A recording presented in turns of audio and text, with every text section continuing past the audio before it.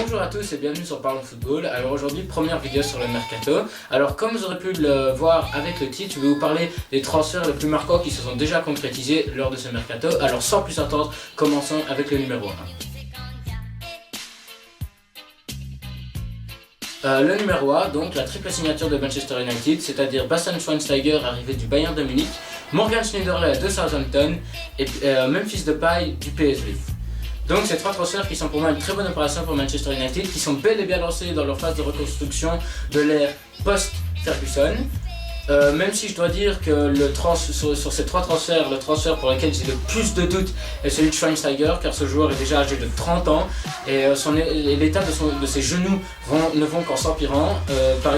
Déjà comme exemple, la saison passée et la saison où il a joué le moins de matchs tout simplement. Donc ça veut dire que comme son état va en s'empirant.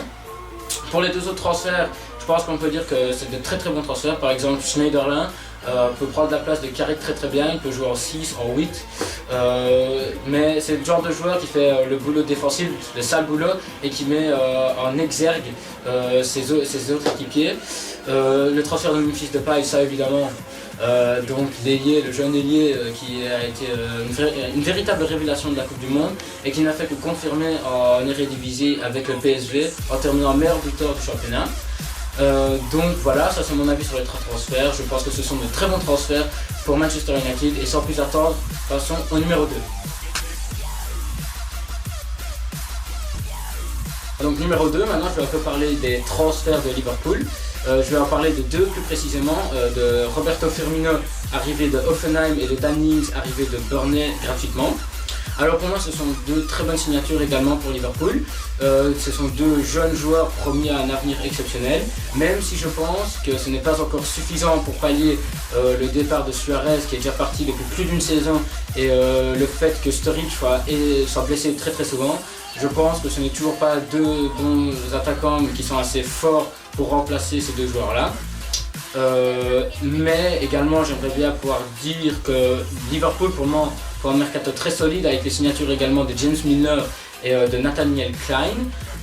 Et en plus de tout ça, Brendan Rodgers va avoir encore plus d'argent vu le transfert pharaonique de Raheem Sterling qui est transféré à Manchester City pour 69 millions d'euros. Mais ce transfert, j'en parlerai plus tard dans la vidéo. Alors sans plus attendre, passons au numéro 3. Le numéro 3 maintenant, donc je vais parler des transferts entrants et sortants de Chelsea.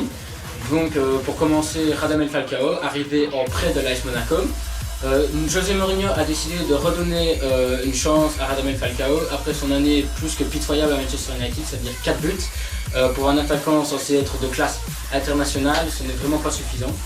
Alors je pense que c'est un joueur de qualité pour être remplaçant, pour remplacer Didier Drogba, mais il ne mérite absolument pas d'être titulaire, car pour moi cet attaquant est un des joueurs les plus surcotés sur cette planète.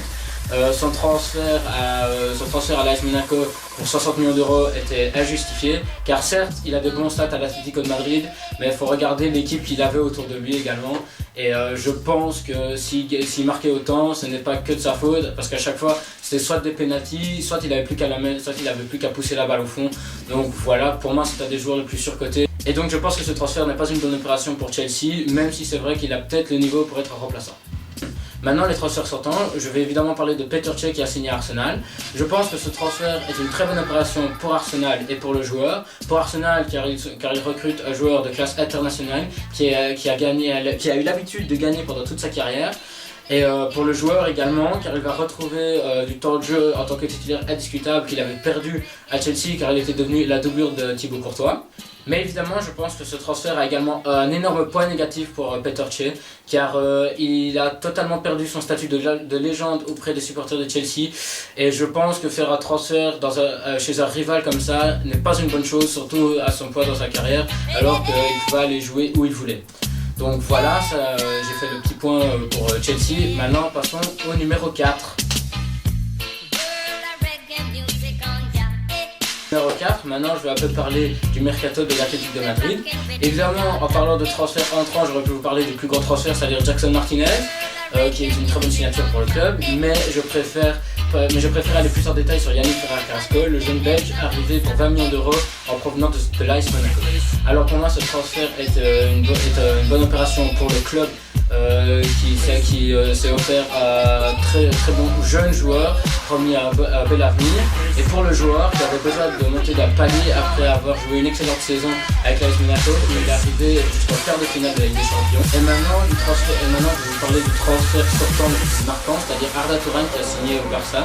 Alors j'avais envie de parler de ce transfert pour parler un peu du Barça, car ils ont mis une suspension de transfert, mais bon, quel est l'objectif de mettre une suspension de transfert sur un club alors qu'il peut se permettre de signer qui il veut, comme Alex Vidal, Arda Turan, et voire même Paul Pogba qui va peut-être signer pour la saison prochaine.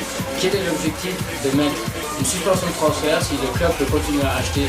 Oui, certes, il ne va pas pouvoir s'en servir pendant 6 mois, mais quoi, il va pas pouvoir jouer au club. Donc quel est le but de mettre une suspension de transfert si le club peut toujours transférer?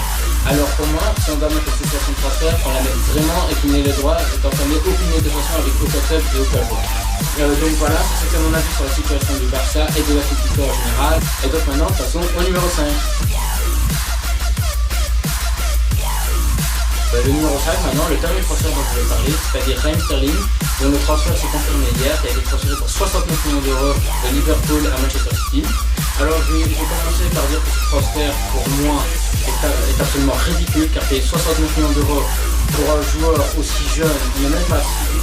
Enfin oui, il est bon, il a une bonne technique, mais de 1 il est trop inconstant, de 2 je pense qu'il est beaucoup trop jeune pour valoir 69 millions d'euros, et de 3, comme je l'ai dit, il est trop inconstant, et certainement il ne faut pas 69 millions d'euros. Oui, certes, on a en Angleterre et les valeurs des joueurs anglais sont doublées, voire triplées.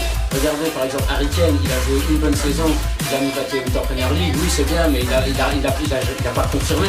Et apparemment maintenant il vaut 50 millions d'euros. Donc voilà, c'est ça, c'est totalement ridicule.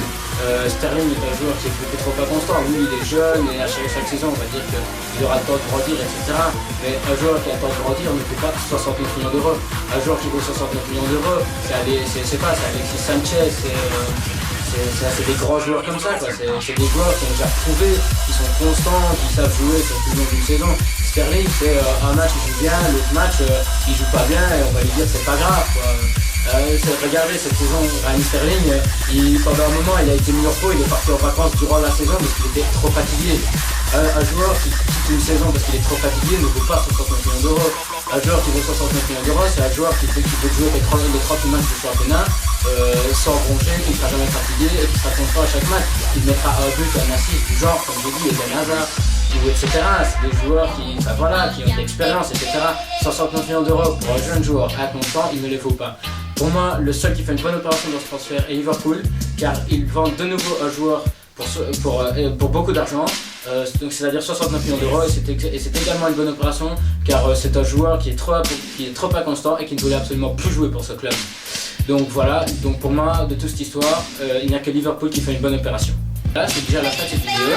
Si vous l'avez aimé, n'hésitez pas à lâcher un pouce vert et à vous abonner. Merci d'avoir regardé cette vidéo, c'est tout pour moi aujourd'hui. Ciao!